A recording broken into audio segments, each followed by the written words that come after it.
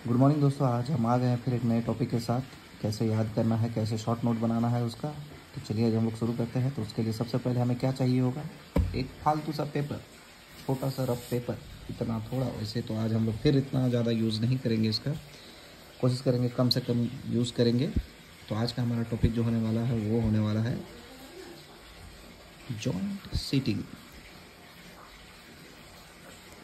इसको हम लोग याद करेंगे। इसमें हम लोग देखेंगे कि प्रीलिम्स में जो क्वेश्चन बनते हैं कैसे पूछ सकते हैं, मेंस का जो क्वेश्चन होगा वो कैसे पूछा जा सकता है। ठीक है, ये सारा अब हम लोग देखेंगे। इसमें आर्टिकल कौन सा है, इसको प्रिसाइड कौन करता है, किस केस में ये जॉइंट सीटिंग स्टार्ट होता है, ठीक है, नोटिफाई कौन करता है, सब देखेंगे। तो शुरू करते हैं अपना जॉइंट सीटिंग। तो जॉइंट सीटिंग का सबसे पहले आर्टिकल हम लोग जान लेते हैं। आर्टिकल कौन सा है, आर्टिकल 108। ठीक है, अब जॉइंट सीटिंग होता क्या है, सबसे पहले हम लोग को ध्यान में यही रखना है कि जॉइंट सीटिंग होता क्या है। तो भाई जॉइंट सीटिंग का मतलब है कि किसी भी बिल को जब कोई हाउस पास करता है, उस हाउस में वो बिल पड़ा ही रहता है, मतलब उस पर कोई एक्शन नहीं लिया जाता है। तो उस डेडलॉक को ख़त्म करने के लिए जॉइंट सीटिंग जो है प्रेसिडेंट नोटिफाई करता है उस बिल के रिगार्डिंग। ठीक है, तो हम लोग इसमें अगर लिखेंगे कि जॉइंट सीटिंग क्या है, तो जॉइंट सीटिंग में हम लोग ऐसे लिख सकते हैं कि joint sitting is a process in which to end the legislative deadlock of a bill. बस इतना ही हम लोग को लिखना है। ठीक है, to end the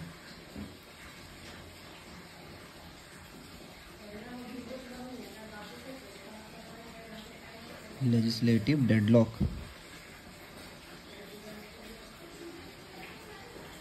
of the bill, ये है जॉइंट सीटिंग। ठीक है, अब हम लोग देखते हैं कि जॉइंट सीटिंग को नोटिफाई कौन करता है, प्रिसाइड कौन करता है। नोटिफाई कौन करेगा भाई, प्रेसिडेंट करेगा।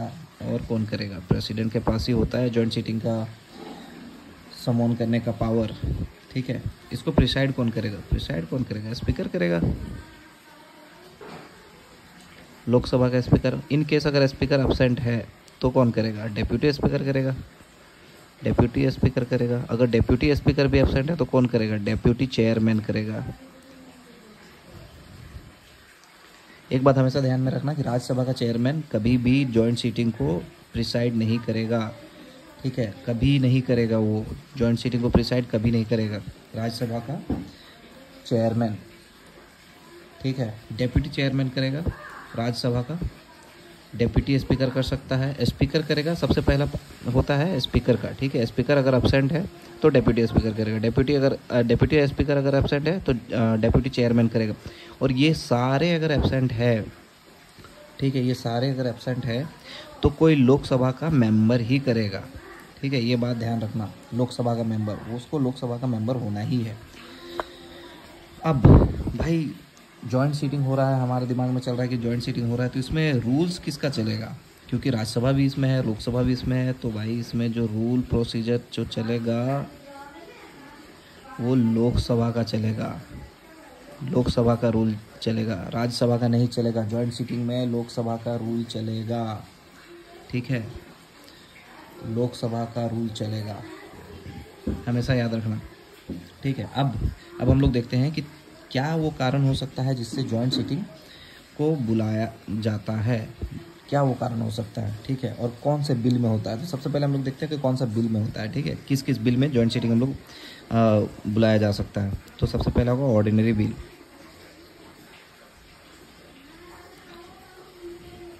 ठीक है, ऑर्डिनरी बिल में जॉइंट सीटिंग आ सकता है। सेकेंड होगा फाइनेंशियल बिल। भाई फाइनेंशियल बिल में कैसे होगा, ये तो एक तरह का मनी बिल है, नहीं मनी बिल है but financial bill article 117 clause 1 वाले में होगा सिर्फ। ये हमेशा मेंशन करना, अगर फाइनेंशियल बिल लिखे हो तो लिखना financial bill can also lead to the joint sitting under article 117 clause 1, ये ध्यान रखना। ठीक है, ये बात हमेशा ध्यान रखना कि आर्टिकल 117 क्लॉज 1 वाले ही जो फाइनेंशियल बिल है उसको जॉइंट सीटिंग के लिए भेजा जा सकता है। अब रीज़न क्या हो सकता है, तो पहला रीज़न जो है कि जब बिल एक हाउस से पास किया जाए और अदर हाउस में रिजेक्ट कर दिया जाए, bill is rejected by other house,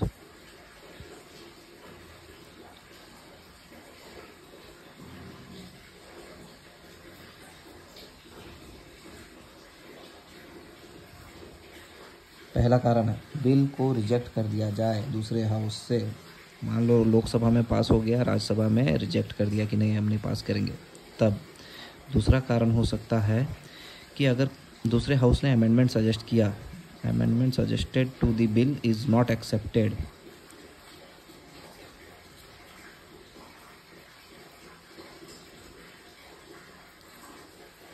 to the bill is not accepted।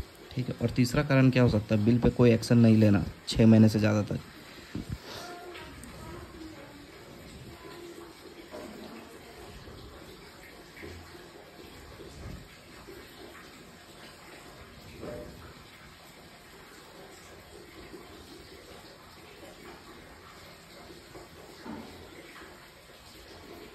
More than 6 month. ठीक है, ये 3 कारण है। 3 कारण हमेशा याद रखना, किसी भी अगर मेंस का आंसर लिख रहे हो तो मेंस का आंसर के लिए भी मैं बताऊंगा कि उसको फ्रेम कैसे करना है, बट कारण आप याद रखो कि बिल को जो है दूसरे हाउस में रिजेक्ट कर दिया गया है, दूसरा अमेंडमेंट सजेस्ट किया गया है वो एक्सेप्टेड नहीं है, और तीसरा 6 महीने से ज़्यादा अगर बिल पे कोई एक्शन, 6 महीने से ज़्यादा समय हो गया और बिल पे कोई एक्शन नहीं लिया गया है तो फिर ये जाता है जॉइंट सीटिंग पे। जॉइंट सीटिंग आर्टिकल मैंने बता दिया 108।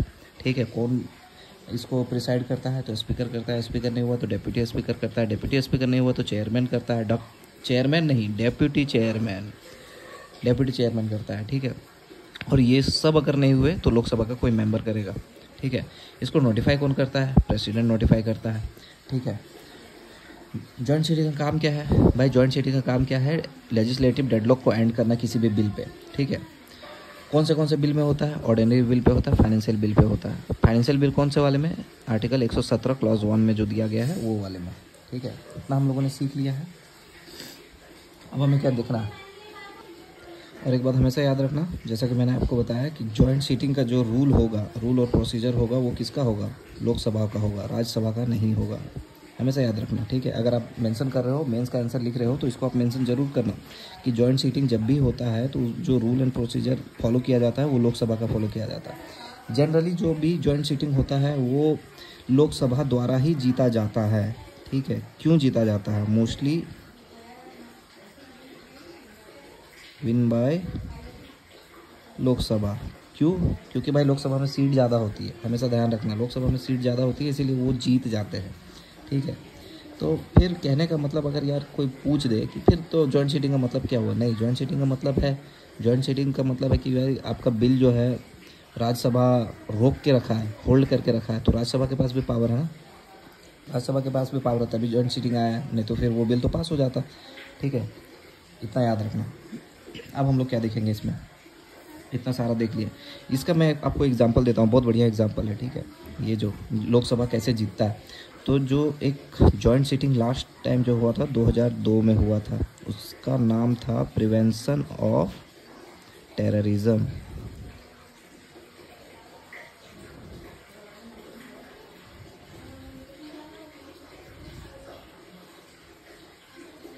Terrorism bill. इसमें क्या हुआ था कि लोकसभा राज्यसभा ने पहले इस बिल को रिजेक्ट कर दिया था,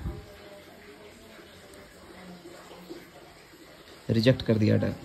ठीक है, बाद में फिर जब जॉइंट सीटिंग बुलाया गया तो उसमें क्या हुआ कि बिल को पास कर दिया गया, क्योंकि लोकसभा का मेजोरिटी ज़्यादा होता है, सीट ज़्यादा होता है। ठीक है, वोटिंग ज़्यादा होता है उसमें, इसीलिए हम लोगों ने देख लिया कि जॉइंट सीटिंग किसको बोलते हैं, जॉइंट सीटिंग का आर्टिकल कौन सा है, जॉइंट सीटिंग को कौन प्रिसाइड करता है, जॉइंट सीटिंग को नोटिफाई कौन करता है, रूल कौन सा चलता है। ठीक है, कौन से बिल में आता है, और फिर रीज़न क्या क्या होता है। ठीक है, ये सारे हम लोगों ने देख लिया। अब हम लोग देखेंगे कि जॉइंट सीटिंग जो होता है उस पर कैसे मतलब काम किया जाता है, कैसे काम किया जाएगा। तो भाई जॉइंट सीटिंग का प्रोसेस ही सेम होता है सारे बिल को। और हाँ, एक चीज़ हमेशा याद रखना कि अगर प्रेसिडेंट नोटिफाई कर दिया है जॉइंट सीटिंग के बारे में, ठीक है, प्रेसिडेंट अगर नोटिफाई कर दिया है, प्रेसिडेंट नोटिफाई कर दिया है, उस टाइम अगर लोकसभा चाहे या फिर राज्यसभा चाहे तो उसमें कोई चेंजेस नहीं कर सकता। अब वो जॉइंट सीटिंग में ही जो चेंजेस होंगे वो जॉइंट सीटिंग में ही होंगे, ये बात हमेशा ध्यान रखना। अगर नोटिफाई हो गया है प्रेसिडेंट द्वारा कि अब ये बिल जो है जॉइंट सीटिंग में जाएगा, तो उसके उस समय आप कोई चेंजेस नहीं कर सकते हो, ना लोकसभा कोई चेंजेस कर सकता है और ना राज्यसभा कोई चेंजेस कर सकता है। अब जॉइंट सीटिंग में जो मैंने आपको अभी बताया कि जॉइंट सीटिंग में होता क्या है, तो फॉर एग्जांपल अगर बिल को रिजेक्ट कर दिया गया है, ठीक है, तो किस कारण से रिजेक्ट कर दिया गया है दूसरे हाउस से, तो वो चेक होगा।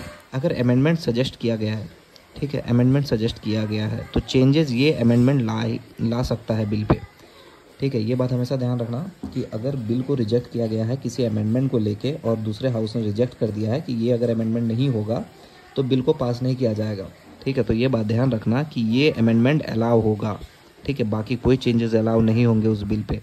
जिसके कारण से बिल रिजेक्ट हुआ है, जिस अमेंडमेंट के कारण, अगर वो अमेंडमेंट जो चाहिए तो वो अमेंडमेंट होगा ही। और अगर नहीं, जैसे डायरेक्टली रिजेक्ट कर दिया जाता है, ठीक है, डायरेक्टली बिल को रिजेक्ट कर दिया जाता है, तो उसमें क्या होगा कि इसी टॉपिक को लेके बहस होगा, वहाँ पे डिस्कशन होगा और फिर पास कर दिया जाएगा बिल को, ठीक है। जैसा कि मैंने आपको बताया, मोस्टली लोकसभा जीत जाता है क्योंकि उसके पास मेजोरिटी सीट्स होता है। अब हम लोग आगे क्या देखेंगे, लोकसभा डिसॉल्व हो गया तो क्या होगा, ठीक है। लोकसभा अगर डिसॉल्व हो गया तो फिर क्या होगा, तो भाई देखो, अगर बिल जो है पेंडिंग है लोकसभा में, ठीक है, राज्यसभा ने ये कर दिया, रिजेक्ट कर दिया या फिर अमेंडमेंट सजेस्ट किया और लोकसभा के पास वापस आ गया, ठीक है, और प्रेसिडेंट ने अभी कोई एक्शन नहीं लिया है, इस पर कुछ भी नहीं किया है, प्रेसिडेंट एक्शन नहीं लिया है, ठीक है, तो फिर क्या होगा, तो फिर ये बिल लैप्स कर जाएगा, ये बिल लैप्स कर जाएगा। इन केस अगर प्रेसिडेंट नोटिफाई कर देता है और लोकसभा डिसॉल्व हो जाता है तो फिर बिल जो है लैप्स नहीं करेगा, बिल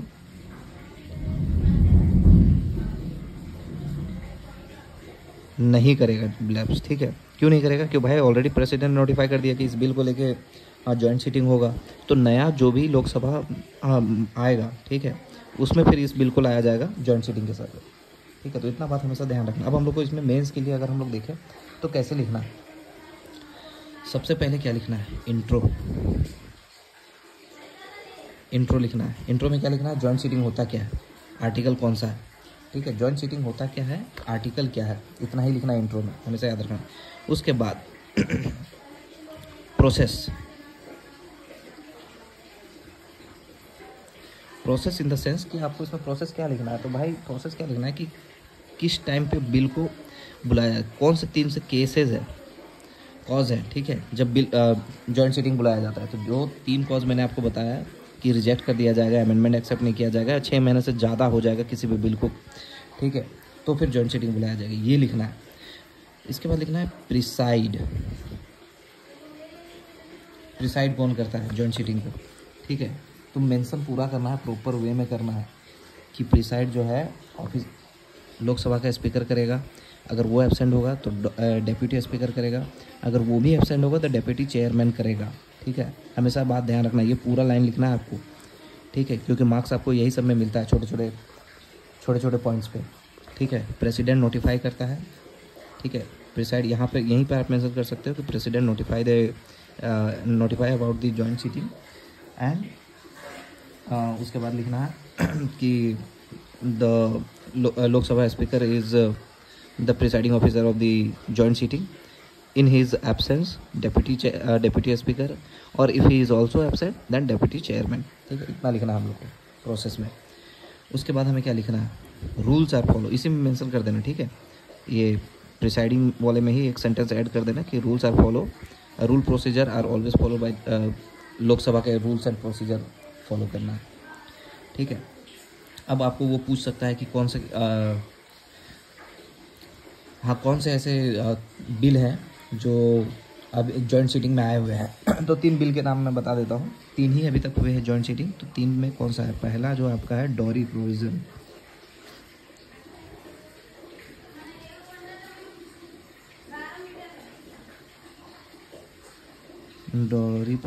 बिल, ये कब आया था, 1960 में। दूसरा कब है, बैंकिंग सर्विस,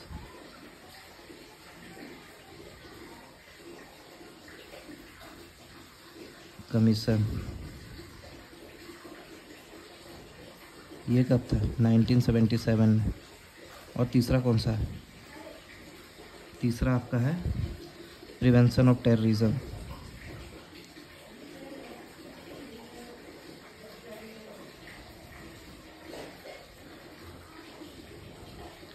ये कब है? 2002 में।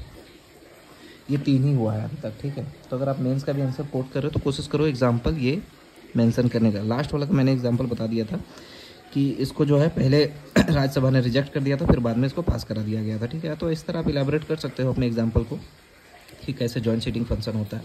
अब आपको अगर क्विज प्रीलिम्स में भी क्वेश्चन पूछेगा तो मोस्टली आपको पूछेगा किस टाइप का बिल में जॉइंट सीटिंग को अलाउ किया जाता है। मोस्टली आपको दे देगा कि कॉन्स्टिट्यूशनल अमेंडमेंट बिल। अब कॉन्स्टिट्यूशनल अमेंडमेंट बिल में आपका दिमाग में चलेगा कि भाई राज्यसभा के पास भी पावर है, लोकसभा के पास भी पावर है, और कॉन्स्टिट्यूशनल अमेंडमेंट बिल हो रहा है मतलब स्टेट के रिलेटेड कुछ भी हो सकता है, तो हो सकता है जॉइंट सीटिंग। तो नहीं होगा, इक्वल पावर है दोनों को, लोकसभा और राज्यसभा को कॉन्स्टिट्यूशनल अमेंडमेंट बिल में। मनी बिल में तो हो चांस ही नहीं है, ठीक है।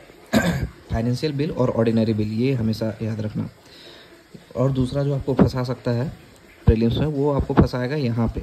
लोकसभा डिसॉल्व हो गया, बिल जो है नोटिफाई हो चुका है प्रेसिडेंट द्वारा, तो क्या होगा? जॉइंट सीटिंग होगा या नहीं होगा? अब आपके दिमाग में चला गया लोकसभा ही डिसॉल्व हो गया है तो फिर कैसे जॉइंट सीटिंग होगा? तो नहीं, अगर प्रेसिडेंट ने अपना इंटेंशन दिखा दिया है कि इस पर जॉइंट सीटिंग होगा तो न्यू लोकसभा मेंबर जो भी आएंगे, न्यू लोकसभा मेंबर जब भी फॉर्म होगा तो वो फिर जॉइंट सीटिंग में ही होगा।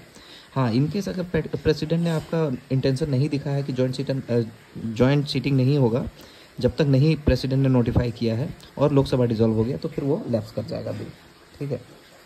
ये बात हमेशा ध्यान रखना। केसेस मैंने आपको बता दिए कि कौन से केसेस में होते हैं, कौन प्रिसाइड करता है, आर्टिकल कौन सा है, मनी बिल पे नहीं होता है। इसका एग्जाम्पल, इसको मेंस में अगर आप कोट करना चाहते हो तो लेजिस्लेटिव डेडलॉक को जो है ब्रेक करने के लिए जॉइंट सीटिंग बुलाया जाता है, ठीक है। ये एक मशीनरी है, आप कंक्लूजन में भी ऐड कर सकते हो इसको कि किसी भी बिल के लिए बैलेंस बनाने के लिए लेजिस्लेटिव और राज्यसभा में एग्जीक्यूटिव, इसीलिए, ठीक है।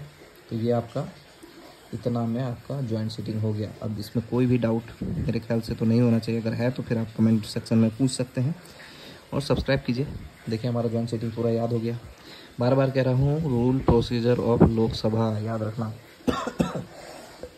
सॉरी, माफ़ कीजिएगा, rule procedure of Rajya Sabha, sorry Lok Sabha, Rajya Sabha नहीं आएगा, ठीक है। इतना ही है आज का। तो देखिए इतना में याद हो जाएगा। कोशिश कीजिए और भी छोटा करने के लिए, मैंने तो आपको थोड़ा बड़ा कर दिया। अगर मैं चाहूँ तो इतना ही पेज में जॉइंट सीटिंग कर सकता हूँ। मुझे लिखना है आर्टिकल 108, प्रोसीजर मुझे याद है, रिजेक्ट, अमेंडमेंट और मोर देन 6 मंथ।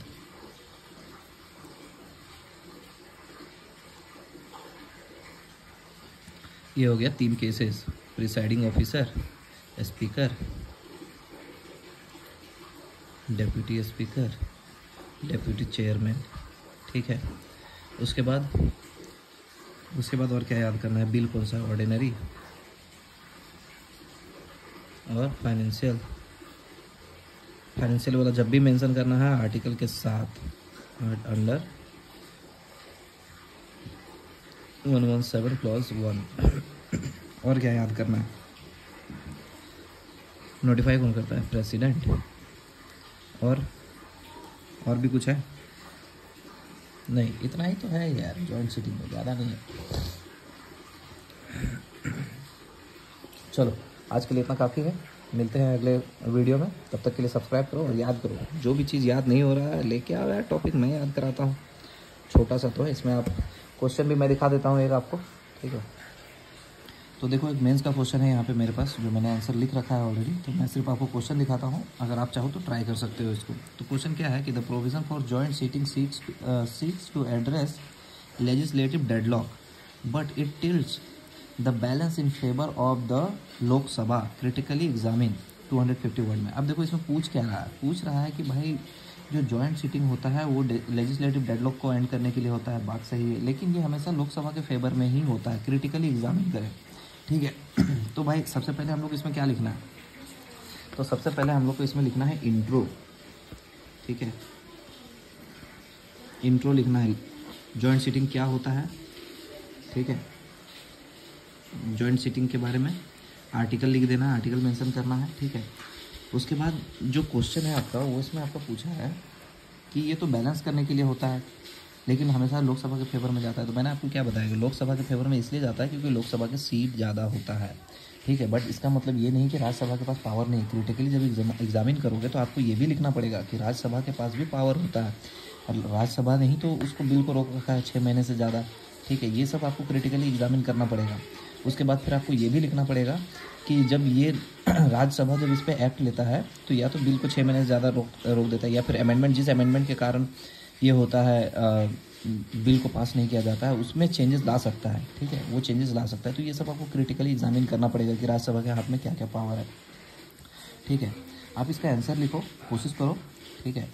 तब तक देखते हैं हम लोग नए नए और भी क्वेश्चन सर्च करेंगे और कोशिश करो जो भी एक टॉपिक याद कर रहे हो, जैसे इस वीडियो में भी हम लोगों ने जॉइंट सीटिंग देखा तो इससे अलग अलग क्वेश्चन निकालने का कोशिश करो कि जॉइंट सीटिंग में प्रीलिम्स का क्वेश्चन क्या क्या हो सकता है, मेंस का क्वेश्चन क्या क्या हो सकता है, और उतना में ही आपका आंसर बन जाएगा। मैं आपको बता रहा हूँ ना कि इतना सही आप, इतना जो हम लोगों ने रिवीजन किया है इतना सही आपका सारा आंसर लिख सकते हो, मेंस का भी लिख सकते हो और प्रीलिम्स का तो सारा ही बन जाएगा, ठीक है। तो कोशिश करो इतना में ही आपका सारा, इस टाइप का नोट्स बनाओगे तो सारा आंसर आपका इसी में हो जाएगा, ठीक है। चलिए फिर मिलते हैं अगली वीडियो में। ज़्यादा वीडियो लंबा नहीं करूँगा मैं, बार बार एक ही बात बोल के। Thank you.